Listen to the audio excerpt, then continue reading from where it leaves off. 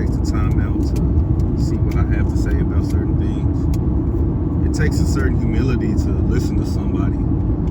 And, I always think that the speaker needs to be humble as well.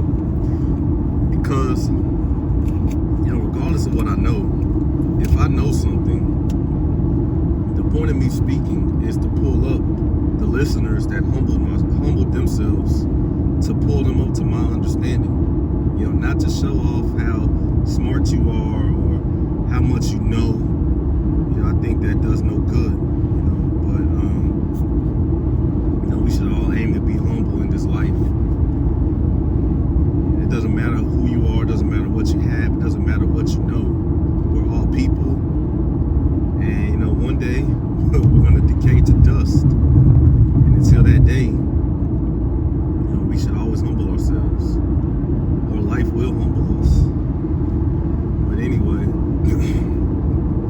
that said, there's a lot of things going on, and I find it weird how the world is burning and people are talking about relationships. I just don't think that people do a good job of actually offering sound wisdom and actually telling people what's going to happen, because I don't think life is unpredictable. Life is very predictable. You can see where people are going. You can see where people are going to end up. There's a lot of people that I've come up with. There's a lot of people that I know now. I don't see a good future for them. And it's not that I'm speaking it. I just don't see it. I see where they're heading. And the thing is, many people that have come before us have gone the same paths that we've gone, and we can see clearly what is going to happen. But yet, many of us don't take heed.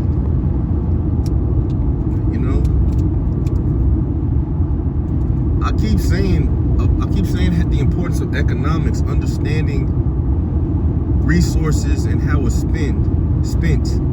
Time is a great resource. It's the most valuable resource we have because it's scarce. In fact, we don't have it because there's no way that I can buy time back that is past. I can only buy time that is, ahead of me. You get what I'm saying? So, you might want to be mindful of how you spend your time and the things that you value in life, right? I keep seeing people on my feed, talking, on these shorts, just talking about nonsense, and I keep blocking it because I don't want to see it. But every now and then I'll take a listen. But I keep seeing that women are talking about how they want to be provided for and how they want a soft life, and how how a man has to pay an exorbitant amount of money every month so they can maintain a lifestyle. That's crazy. Just because you look a certain way, that's the thing. Looks are not a good investment because they're fleeting. They're fading every day. It's important to present yourself the best way you can, but just off of looks, you're selling looks. And see, the thing is, it's not good to shame people. It's not good to use your leverage in a situation to conjure up antipathy and shame others for not being able to meet your standard. And and don't just be nuanced when you listen, because when I say to shame people for not meeting your standard, you gotta take that with nuance, because there are times where people should be shamed for not meeting a certain standard, certainly. But when you're so shallow and surface, you're just a surface level thinker, and then you shame people for not being able to make enough money, or you shame people for being in a certain station in life, and then you're like, you can't afford me. It's gonna come back to bite you every time, right? It's like when women are younger, and they shame guys. You know, they use their beauty and their youth as leverage to shame to shame their peers. You know, their male counterparts. They'll be like, oh, this guy's not on my level, and I need an older guy, you know, that's more mature. And, you know, then they start getting these men that spend money on them. You know, at that point, they have the leverage, but they're gonna run out of that sooner or later because they're banking on their beauty. And one thing my dad said, he said the most beautiful ones have not been born yet. That's what he told me when I was a kid. And now I understand. And see, so what happens is, once those young girls become older women, they've used up all their leverage. Now the guys that they used to shame and they used to insult and step on, you know, now some of them have come into their own. They're making enough money to sustain themselves or to sustain the family. And now look how they treat these women. They're just, you know, they don't take them seriously. And what are they doing? And see, here's the cold part. What are these guys that made it doing? They're doing now they're on the other end. They're on the other end of it. Because those old men that were giving these young women attention at one point, they were once young men. Now that the young men are older, now they're giving these young women attention. So the thing is, what these women don't understand is, by disrespecting these men and just having utter disdain for them, you're actually training up your competition in the future. Because now you're going to be competing with these young women for attention. And that's the cold part, because it's like, now in this day, it's like, do people even want marriage, or do you want attention? I don't know. I mean, because how people move is a predictor of what they really want. And I always tell people, don't chase other people. People are gonna go where they want to be. So there's no need to really chase. And again, you gotta be nuanced about that. I'm not saying that if you see something, don't go after it. But if it runs from you, I don't see the point in chasing it. Me personally, I don't got time for all that hard to get stuff. You know, if I see something, I want it, and it keeps evading me, I'm gonna move on. You know, I learned that through basketball. I gave basketball way too much time, and basketball has broken a lot of hearts. I mean, you think a light-skinned chick with wavy hair and green eyes, you think she's broken hearts? Man, she has nothing on basketball. Basketball has crushed many of men. You know, so I've learned, you know, just through that experience, that if something is evading you, you might want to turn your attention elsewhere. Again, you got to be nuanced. I'm not saying don't work through adversity, but, you know, a wise man knows when to fold, when to hold, and when to walk away. You know, as that song says. So, you know, I think that we need to start giving people sounder wisdom as far as these things. These things are very simple. You know, these things are very simple. And for me, as a person that's trying to dwell in Christ, that's what's out in the world. You know, as believers, as children of God, right? That means something. In the Bible, when somebody says you're the son of this or the son of that, what it connotes is a type of characteristic that you exude, not so much a biological link. It's kind of like when Jesus said, you say Abraham's your father, yet you try to kill me, a man who told you the truth. That Abraham did not do.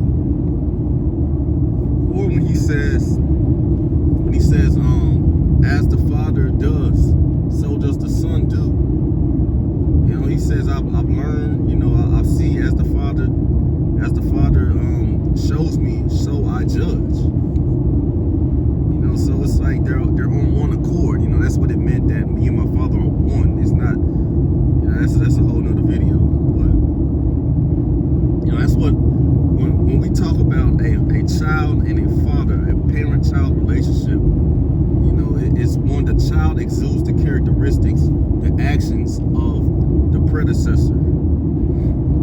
So when we talk about we're children of God, we don't use our position, we don't use our leverage to oppress others. Why? Because we're humble. That's why we keep things in perspective. We're all people. You know, we don't exalt ourselves above other people. And this is what we need to start teaching our young. I love basketball, but I hate where basketball has become, where it's come to. You know, basketball players will all when we're younger, it's always, excuse my language, but it's a dick measuring contest. You're always trying to humiliate somebody. You're always trying to stun on them. You're always trying to just, I don't know. It's basketball is a sport that just breeds narcissism. Instead of behaving like a gentleman, winning with grace, when we win, we rub it in. We beat our chests. We talk about how great we are, and it's just a game.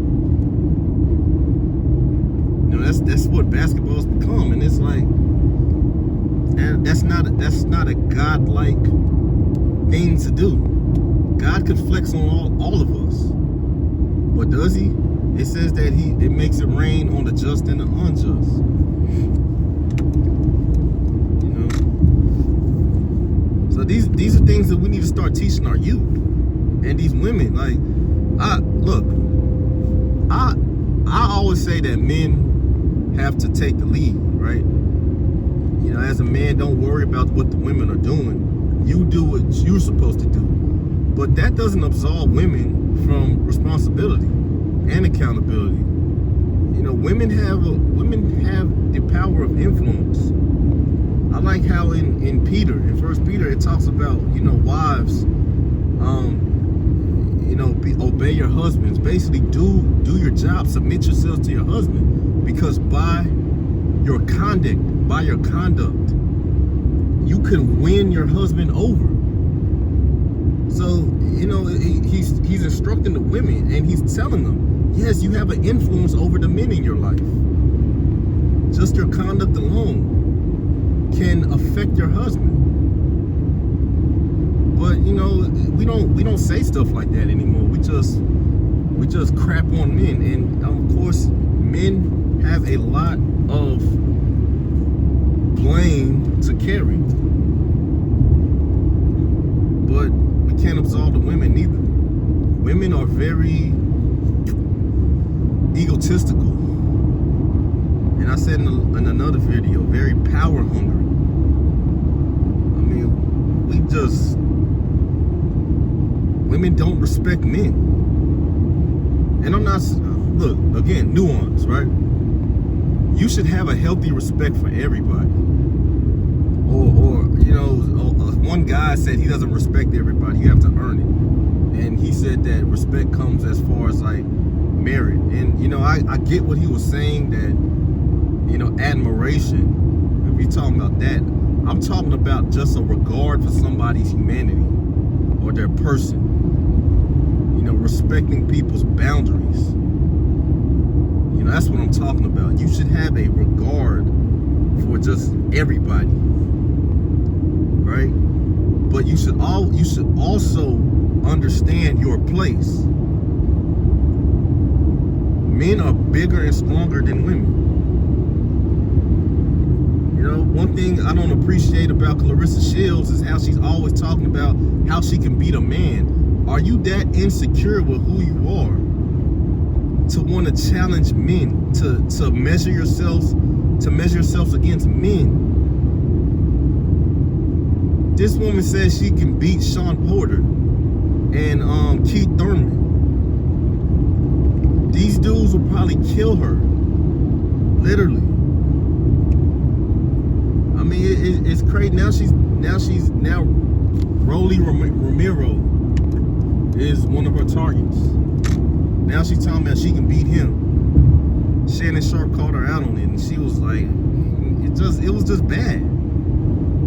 You know, that's a woman that lacks perspective and lacks respect. You know, you should have a healthy respect for something that can hurt you. That's why men understand this. That's why you don't see men huffing and puffing and barking about what they're going to do, except, you know, people in the hood and all that. You know, and black men, you know, basketball, you know, all that. You know, that's the kind of spirit that basketball and conjures up, you know, about just trying to, I don't know. But what I'm saying is, men know that other men are dangerous, and it doesn't matter how big and bad I am. There's somebody that is bigger and badder, or not even that. There's somebody that's just as big and just as bad. And you know, as confident as you are, you don't really want that smoke. Like, you know, I'm above average height. I'm about 200 pounds. I'm a big guy, but I don't want to try to get into a tussle with another guy of my stature, because I know what I'm capable of. So that's what I'm saying. There's a healthy fear there. It's not that I'm just gonna run from the hills, but I'm gonna use wisdom. I'm gonna walk circumspect, because you just never know. You know. But back to what I'm saying is, children of God, we should not use leverage to oppress others and to conjure up antipathy. I don't think God likes that. I really don't. You know, and just like Peter was talking about the women, by our conduct, by how we carry ourselves, we bring glory to God. You know, by our kindness, but our strength and our effectiveness, how we get stuff done, our temperance, compassion, empathy. Are those the same thing? I don't know. I gotta look them up. You know, but you know, don't do that to people. I was at the barbershop. I saw these three brothers, and the little brother, he was getting picked on and beat up, and they were throwing him around, and and he would get mad, and he couldn't do anything. Then their dad came in and gave him some gummy bears. Now all the older brothers were like, "Can I have some?" He was like, "No." And I was just laughing. I was like, y'all taught him how to be mean. Y'all taught him how to use leverage to abuse y'all. Because y'all are bigger than him. Y'all beating him up. There's nothing he can do. Now he has something that y'all want, and now he can hold it over your head. Y'all taught him that. Y'all taught him how to be like that. You know, and then they started saying, "No, he was 31st." I'm like, nah, I've been watching y'all the whole time. And that's life. If you don't humble yourself, life will humble you worse than anybody else can. So, you know, while we're consciously aware, and while we're consciously on top, do what the Apostle Peter instructed. Humble yourselves under the mighty hand of God, and in due time he'll exalt you. I'm telling you, man, life is predictable, and you can see where people are going. All these people that are in the media talking about flexing on people, men and women, not just the women, men and women. All these people, they're gonna have their time. It's like that old saying, every dog has his day.